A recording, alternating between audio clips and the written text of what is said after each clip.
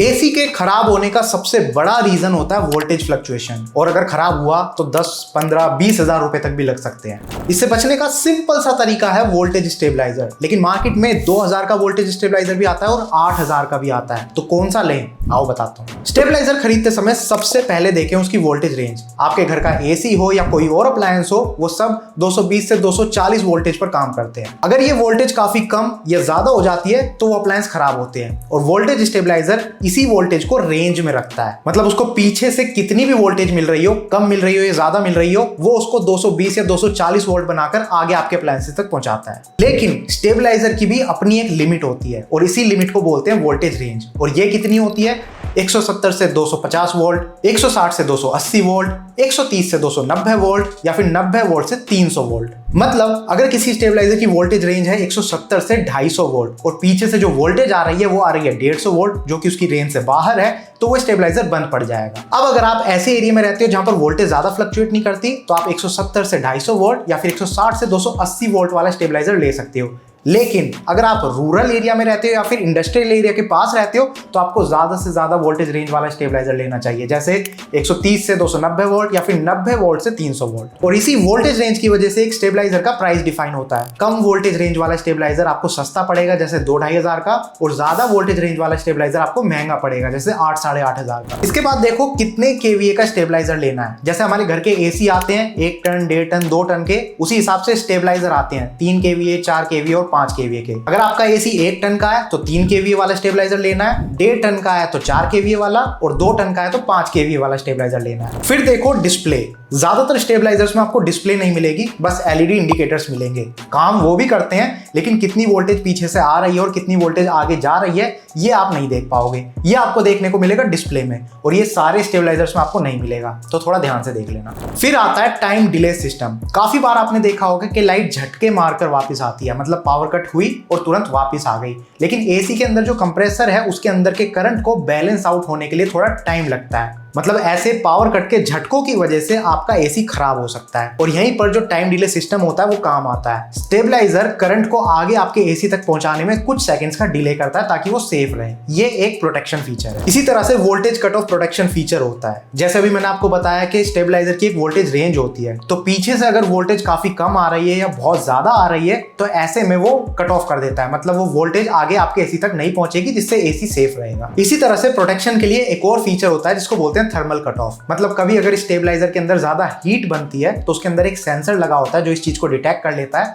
और ज्यादा हीट बनने पर वो स्टेबलाइजर को बंद कर देता है। आग से बचाने के लिए ये फीचर होता है, बहुत इंपॉर्टेंट है। इसके बाद देखो कि स्टेबलाइजर डीजल जनरेटर कंपैटिबल है या नहीं। काफी ऐसी सोसाइटीज होती हैं जहां पर पावर कट होने के बाद डीजल जेनसेट्स के थ्रू पावर आती है, लेकिन उस पावर की जो फ्रीक्वेंसी होती है वो थोड़ी सी अलग होती है, तो स्टेबलाइजर उस फ्रीक्वेंसी के ऊपर काम नहीं कर पाते। सारे मॉडल्स नहीं, कुछ मॉडल कर पाएंगे। इसीलिए आपको देखना है कि आपका स्टेबलाइजर डीजल जेनसेट्स कंपैटिबल होना चाहिए, खास तौर पे अगर आप ऐसी किसी सोसाइटी में रहते हो तो। लास्ट में देखो स्टेबलाइजर के अंदर लगे हुए ट्रांसफार्मर की वाइंडिंग कॉपर की है या एल्यूमिनियम की। कॉपर की बेस्ट होती है, उसकी लाइफ ज्यादा लंबी होती है। बस इन्हीं कुछ पॉइंट्स का आपको ध्यान रखना होता है। अब चलो कुछ अच्छे स्टेबलाइजर मॉडल्स आपको दिखाता हूं with their features and price. सबसे पहला मॉडल है वी-गार्ड वोल्टेज स्टेबलाइजर का। इसमें 2 मॉडल आते हैं, वी-गार्ड VG400 और वी-गार्ड VG500। 400 वाला जो है वो 1.5 टन के एसी के लिए है, और 500 वाला 2 टन के एसी के लिए। 400 वाले का प्राइस आपको 2000 से 2100 के बीच में पड़ेगा, और 500 वाले का प्राइस 2600 से 2700 के बीच में। इनकी जो वोल्टेज रेंज है वो 170 वोल्ट से 270 वोल्ट की है। मतलब अगर आप ऐसे एरिया में रहते हो जहां पर ज्यादा वोल्टेज फ्लक्चुएट नहीं होती, तो ये बेस्ट है। इसमें आपको डिस्प्ले नहीं मिलेगी, बट एलईडी इंडिकेटर्स मिलेंगे। टाइम डिले सिस्टम इसमें आपको मिल जाएगा, low and high voltage cut off feature मिल जाएगा, थर्मल ओवरलोड प्रोटेक्शन इसमें आपको मिल जाएगी, और कॉपर वाइंडिंग ट्रांसफार्मर है। अगर आप ये स्टेबलाइजर खरीदना चाहते हो तो ये Amazon पर अवेलेबल है, वीडियो के डिस्क्रिप्शन में आपको लिंक मिल जाएगा। और अभी Amazon पर प्राइम डे सेल शुरू होने वाली है, तो इसका प्राइस और भी कम हो सकता है। साथ में आपको no cost EMI, credit card और बैंक ऑफर्स भी मिल जाते हैं। तो अगर आप सेल पीरियड में ये वीडियो देख रहे हो तो एक बार लिंक पर क्लिक करके Amazon पर विजिट जरूर करना। नेक्स्ट मॉडल है Microtek EM4160 plus voltage stabiliser. Window AC, split AC दोनों के लिए परफेक्ट है ये। इसका जो प्राइस है वो आपको 2200 से 2300 रुपए के बीच में पड़ेगा। ये वाला जो मॉडल है ये 1.5 टन के एसी के लिए बना है। वोल्टेज रेंज इसकी है 160 वोल्ट से 285 वोल्ट। अगेन अगर आप ऐसे एरिया में रहते हो जहां पर ज्यादा वोल्टेज फ्लक्चुएट नहीं होती है, तो उसके लिए ये बेस्ट है। एलईडी डिस्प्ले इसमें आपको मिल जाएगी। टाइम डिले सिस्टम इसमें भी है। Low and high voltage cut off है।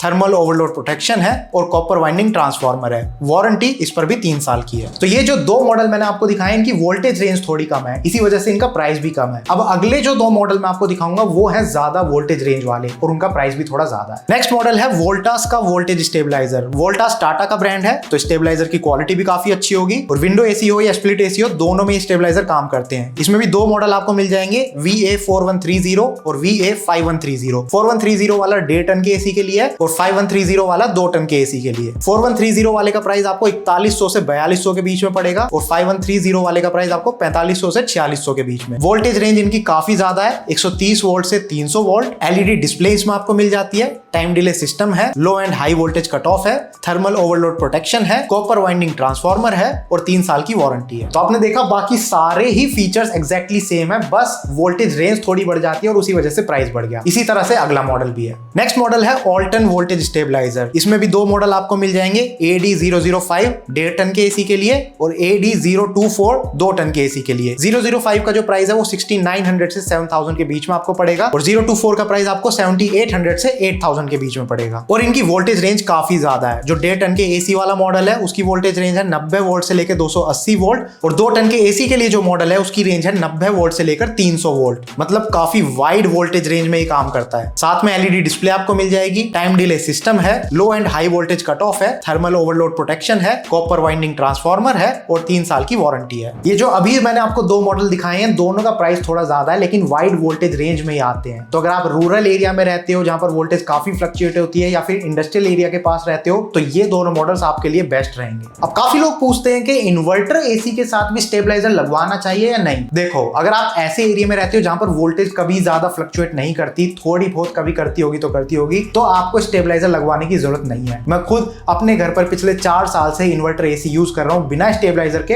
कोई प्रॉब्लम नहीं हुई। इसका कारण यह है कि इन्वर्टर एसी की खुद की एक वोल्टेज रेंज होती है, जैसे 160 वोल्ट से 280 वोल्ट या फिर 150 वोल्ट से 280 वोल्ट। तो इतनी रेंज में वो खुद मैनेज कर लेते हैं, अलग से स्टेबलाइजर की जरूरत नहीं है। लेकिन अगर आप हाई वोल्टेज फ्लक्चुएशन एरिया में रहते हो, रूरल एरिया में या इंडस्ट्रियल एरिया के पास, तो आपको स्टेबलाइजर लगवाना पड़ेगा इन्वर्टर एसी के साथ भी। और वहां पर जो स्टेबलाइजर लगेगा वो ज्यादा वोल्टेज रेंज वाला लगेगा, जैसे 130 वोल्ट से 300 वोल्ट या फिर 90 वोल्ट से 300 वोल्ट। तो आई होप आपको ये वीडियो पसंद आई होगी। अगर अब भी आपका कोई सवाल है तो नीचे कमेंट सेक्शन में लिख के पूछ सकते हो, मैं कोशिश करूंगा आपके हर एक सवाल का जवाब देने की। वीडियो पसंद आई है तो लाइक कीजिए, चैनल को सब्सक्राइब कीजिए। Thank you for watching the video. Good bye.